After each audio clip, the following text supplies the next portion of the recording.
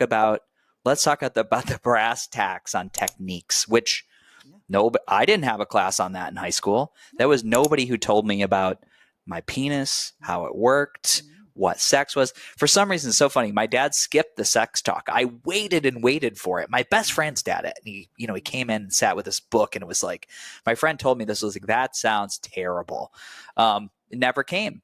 So everything I learned, I figured out on my own through the internet. I'm a child of the internet. But where do you start people on good quality resources to learn about their bodies and learn about how sex could feel if done correctly? Yeah. One thing I want to say about your dad, and that is that he did the best he could do. And nobody told him anything, and he had even fewer resources. And I would say one of the biggest things that I find with people who are kind of that freshly come to me and are frustrated by the fact that they never got any information.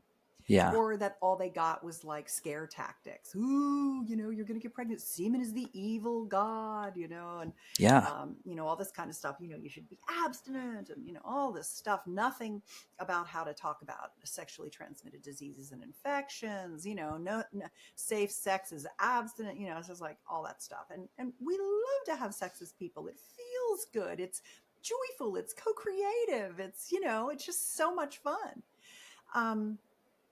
Resources. And I think about a lot of things in sexuality in the following ways. Number one, I think about sex as a big bell curve. There are people on each end, but there's kind of this general middle bulge, if you will. And so I try to speak to the bulge. Okay. Great. Talk to the bulge. Hello, Talk bulge. to the bulge, baby. Very good. Well, that's our Instagram clip. And the first thing is that most people are still heteromonogamous. So when I talk about things, I speak in the boy and girl, dude and his lady construct, but I always leave space for everyone in my conversation. So for time's sensitivity, I have to do that. Yeah. And then, because there are experts who are only focused on, I only do kink, or I only do gay, or I'm only in the lesbian space, or I'm only in the BDSM space, or what have you. I'm really your basic dude and his lady, hot sex kind of chick. Great. And there are ascension models. There are foundation pieces of information. And then when you get the foundations, when you lay in the bones, the structure, the solid footing, you can build on top of it.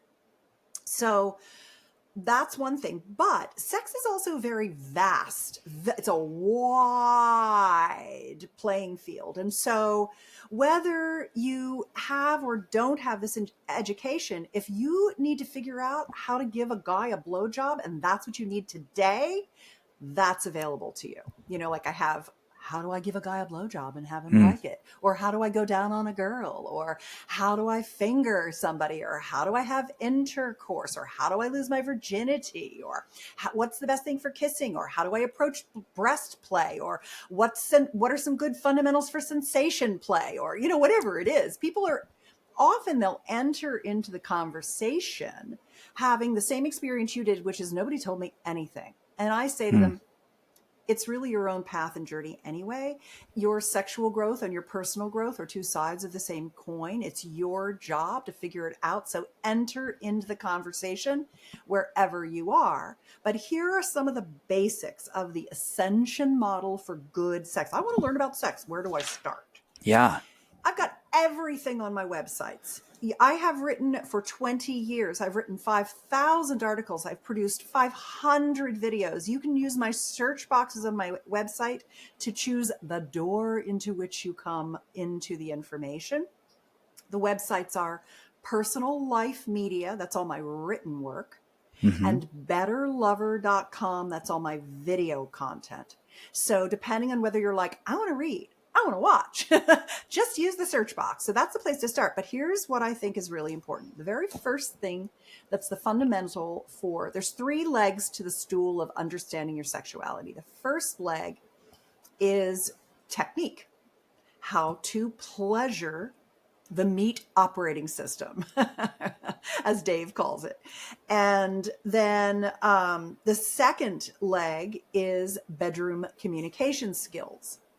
The third leg of the stool is what I would call intimate wellness. And really, intimate wellness has to do with everything from explaining and understanding your entire genital structures, your libido, your arousal, your desire, how that works, the difference between the male meat operating system and the female meat operating system, basically how the genital constructs have all the same parts, but they operate differently and they operate at a different time frame.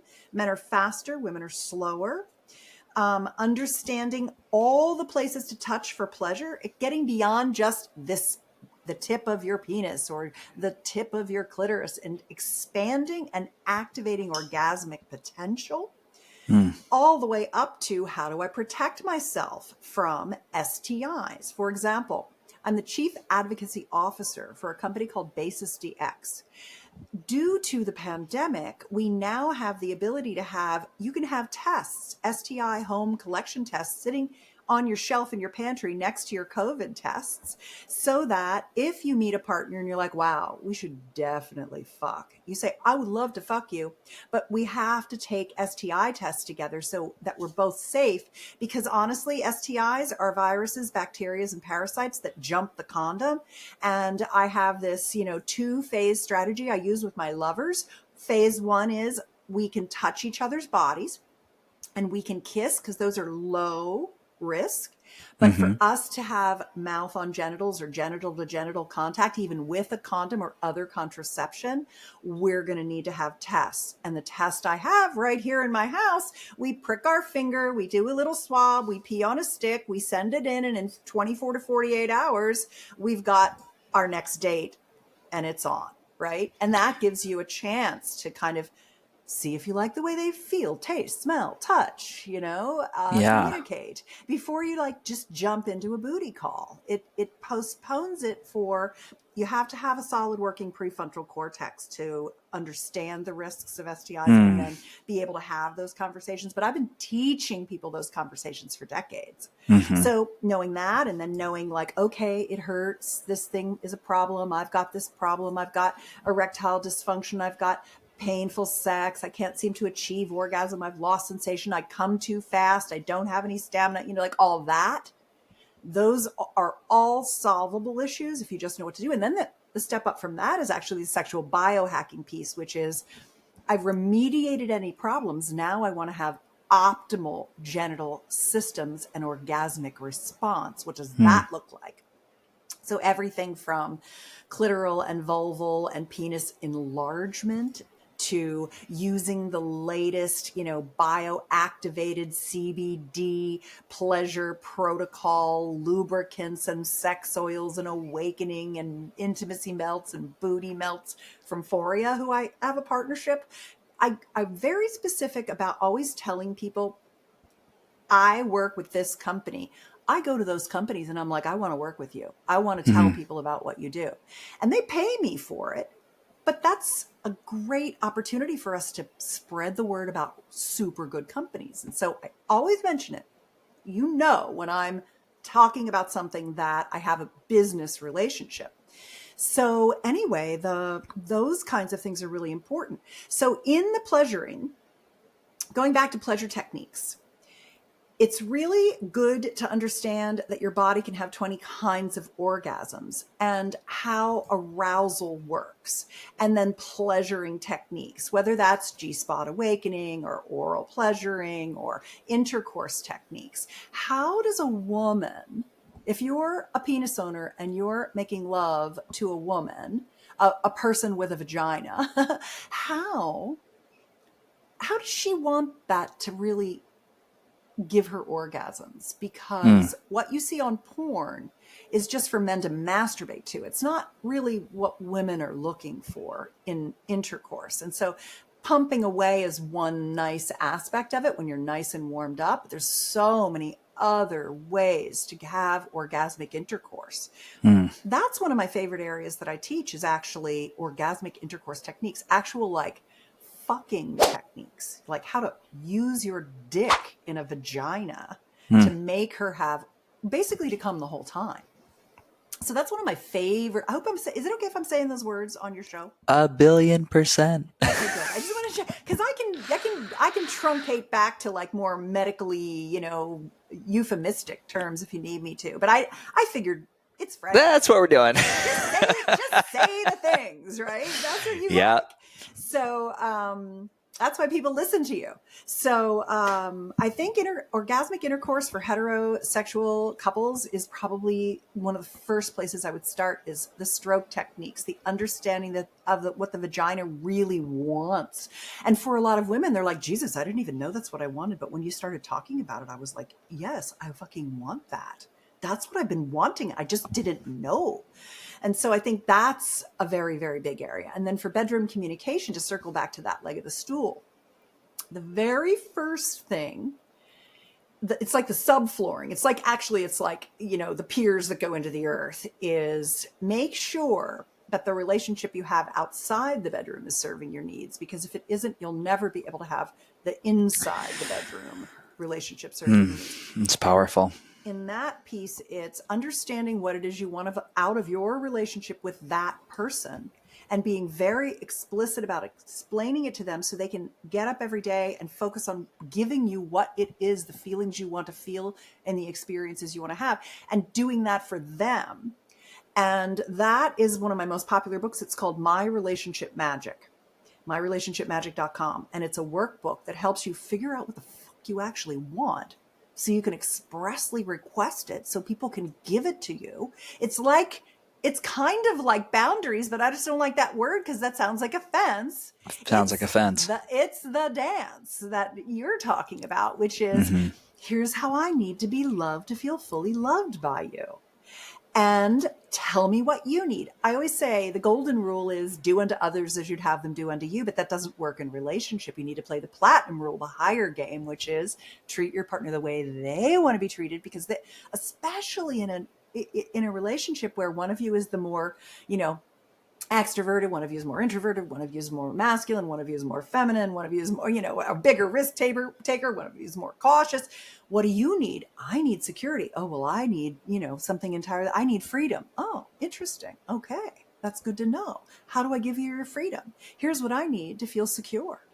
That's the place I started. And then the second place, and I'll end here so you can get a word in edgewise, but it's nice to give the whole like big picture. Like, what am I going for here? I need to learn some sex technique. I need to learn how to have really good sex. I need to learn about the genital structures. I need to learn how to ask for what I want and have my partner not contract or take it as failure. I need them to be like, that was helpful. How is it now? Does this feel right? How's this, baby? Thank you so much.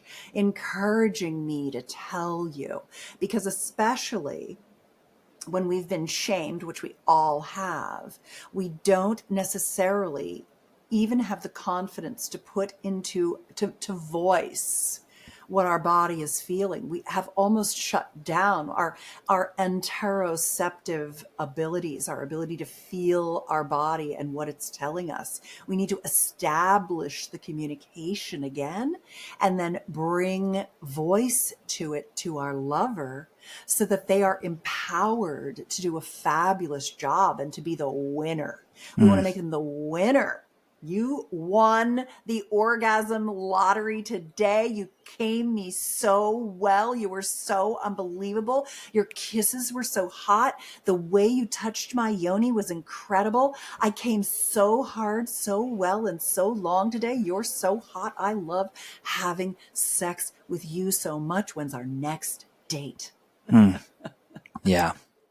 It's, as you're saying all this, you really, I can feel how important it is that these physical acts are such an extension of the framework that we built for emotional safety and full expression, and being really clear on what that relationship looks like.